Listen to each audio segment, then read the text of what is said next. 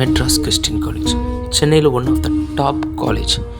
இந்த இடத்துல நிறைய பேர் அமானுஷ்ய விஷயங்களை உணர்ந்ததாக சொல்கிறாங்க.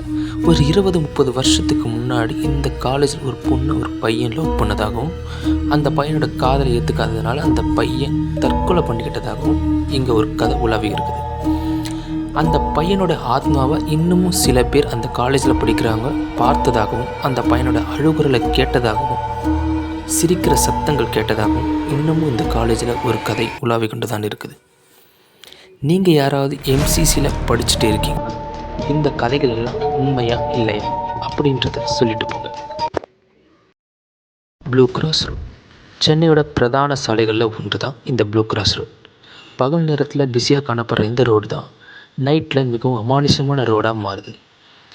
இந்த ரோட்டில் யாராவது தனியாக பயணித்தாங்கன்னா அவங்கள யாரோ கன்னத்தில் அறையிற மாதிரி ஒரு சில உணர்வுகள் தோன்றதாகவும், அது நிச்சயமாக ஏதோ ஒரு அமானுஷ்யமான வேலை தான் அப்படின்னு சொல்லி அங்கே பயணித்த ஒரு சில பேர் சொல்கிறாங்க.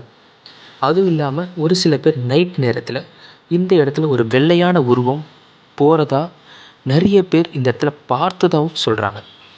நீங்கள் யாராவது ப்ளூ கிராஸ் ரோடில் பயணித்து இருந்தீங்கன்னா இந்தமாரி ஏதாவது உங்களுக்கு அமானுஷ்யமான விஷயங்கள் தெரிஞ்சதா அப்படின்னு சொல்லிட்டு போங்க.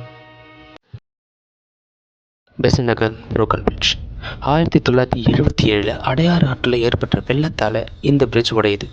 அதனால தான் இந்த பிரிட்ஜுக்கு புரோக்கன் பிரிட்ஜ்னு பேர் வந்தது. அதன் பின்னால் அந்த பிரிட்ஜில் ஒரு சில பெண்கள் கற்பழிக்கப்பட்டு கொலை செய்யப்பட்டதாகவும், அந்த பெண்களுடைய ஆத்மாக்கள் தான் இன்னமும் அந்த இடத்துல உலாவி வருகிறதுன்னு சொல்லி அந்த ஏரியா மக்கள் சொல்கிறாங்க.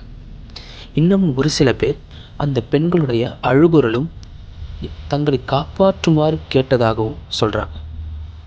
அந்த இடத்துல ஒரு சில பெண்களை பார்த்ததாகவும், கொஞ்சம் தூரம் போனதுக்கப்புறம் அவங்க மறைஞ்சு போயிடுறதாகவும் இங்கே நிறைய பேர் சொல்லிட்டு இருக்காங்க.